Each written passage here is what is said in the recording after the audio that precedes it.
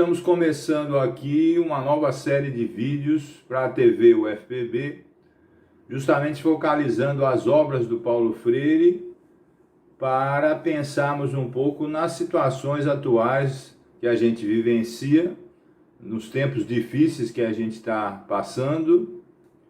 E a gente chamou essa nova série de Paulo Freire na Escola da Vida, justamente para tentar compreender conceitos do Paulo Freire que não só servem para a educação, para a escola em si, mas para a vida da gente como um todo, já que o Paulo Freire foi um pensador da educação, mas também da sociedade, do mundo, da política, da história, etc.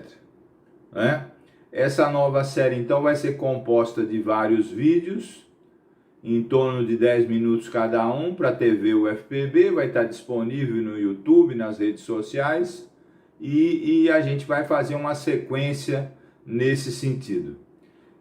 Para fazer esses vídeos, a gente adotou um certo roteiro, uma certa metodologia, que é primeiro apresentar a temática do vídeo, depois tentar situá-la nas obras do Paulo Freire, indicando inclusive as possíveis leituras que a gente pode fazer em relação a isso, e analisando um pouco nessa contemporaneidade que a gente vive atualmente.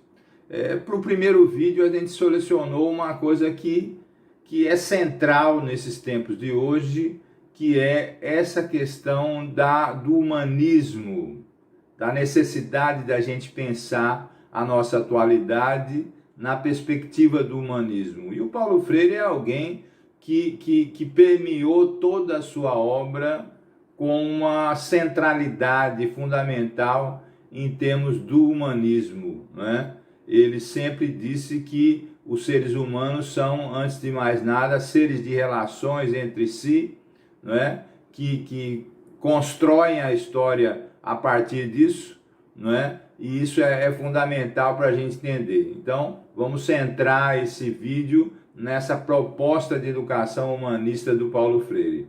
Se você me perguntar onde é que você lê isso na obra do Paulo Freire, eu vou ser obrigado a dizer que essa visão humanista da história, da educação, etc., permeia a obra do Paulo Freire do começo ao fim, Praticamente você encontra em todos os livros, as obras do Paulo Freire, com conceitos mais ou menos específicos em relação a isso, mas com uma centralidade absolutamente chave.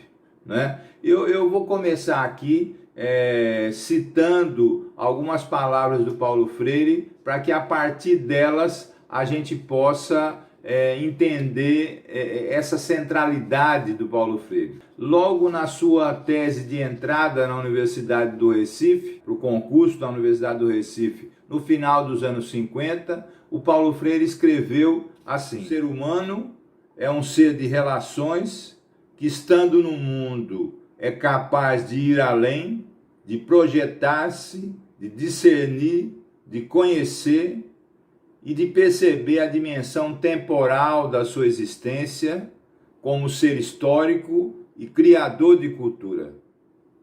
Veja só, um ser que estabelece relações, nós entendemos isso perfeitamente, e que a partir disso discerne as coisas, conhece o mundo, entende a dimensão temporal da sua existência, e com essa compreensão cada vez mais se afirma como um ser histórico e como um ser criador de cultura.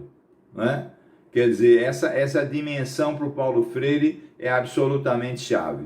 Nos nossos dias, isso eu acho que tem uma reverberação ainda mais importante. Pensar na nossa existência, pensar no que esses tempos difíceis nos trarão em termos de sequência. Várias pessoas já dizem que nós não seremos os mesmos depois desse impacto que sofremos com esse vírus, etc. não é? Como é que a gente vai ser é ainda uma incógnita, mas certamente o que a gente vai ser daqui para frente é em função de como é que a gente vai construir a nossa existência, tanto individual como coletiva. Então, Paulo Freire nos serve de base para pensar essa questão, porque essa é uma questão que ele pensou a vida toda dele, não é? Numa outra passagem eu posso também lembrar do Paulo Freire, quando ele diz que o ser mais não pode se realizar no isolamento, mas na comunhão, na solidariedade de existir, não é? O ser humano, o ser mais, não pode se realizar no isolamento, diz ele. Isso ele disse há 50 anos atrás, mas na comunhão, na solidariedade. E esses conceitos nos ajudam cada vez mais a pensar o hoje, não é? Quando a gente é obrigado a fazer isolamento social, não é? A distanciamento social, uma parte da sociedade faz isso mais regularmente, outra parte praticamente é impedida pela sua necessidade de sair, de trabalhar, de ter outros afazeres, não é? Mas essa construção, seja no distanciamento social, no isolamento social, seja em cada vez mais na sociedade como um todo, na comunicação que se estabelece, inclusive pelas redes sociais, pelas formas de comunicação disponíveis, nos torna ao mesmo tempo individuais, no sentido de cada um construir as suas coisas, mas nos chama para ser cada vez mais solidários, para ser cada vez mais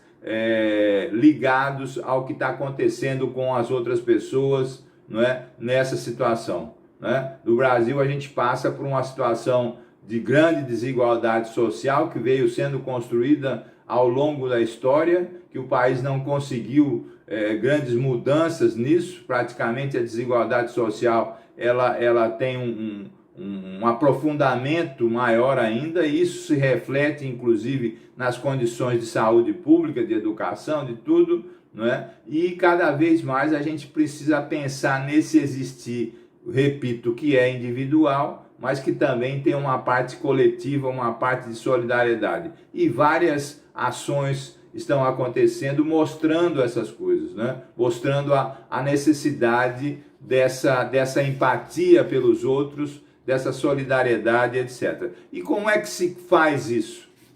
Para o Paulo Freire, essa construção do coletivo social deve ser uma construção solidária, deve ser em rumo à diminuição da desigualdade, não é? Ela deve ser essencialmente dialógica, conscientizadora. Você sabe que são conceitos fundamentais para o Paulo Freire, não é? Tem, claro, várias formas de diálogo, e também a gente entende que o diálogo entre todos os interesses da sociedade foi dificultado por essa situação, mas ele é uma essência para o Paulo Freire dos humanos quando constroem a sua individualidade e a sua coletividade. Por outro lado, para o Paulo Freire, essa questão de conscientização é uma questão absolutamente chave, não é? Quem acompanha um pouco a obra do Paulo Freire, as obras do Paulo Freire, sabe que essa questão da consciência crítica, sempre foi uma das coisas mais colocadas por ele, não é? Bom, para esses assuntos que permeiam, como eu disse inicialmente, toda a obra do Paulo Freire, a gente pode acompanhar de várias maneiras, aprofundar de várias maneiras, desde a sua tese, não é? Educação e Atualidade Brasileira, passando por educação como prática da liberdade, pela pedagogia do oprimido e pelas obras sequenciais do Paulo Freire. Ela está presente em toda a sequência de escritos que o Paulo Freire nos brinda. Bem, para terminar esse primeiro vídeo, eu queria recomendar outra programação que a gente fez para a TV UFPB, que também está disponível no YouTube, que se chama Paulo Freire Vivo. São outros 30 vídeos.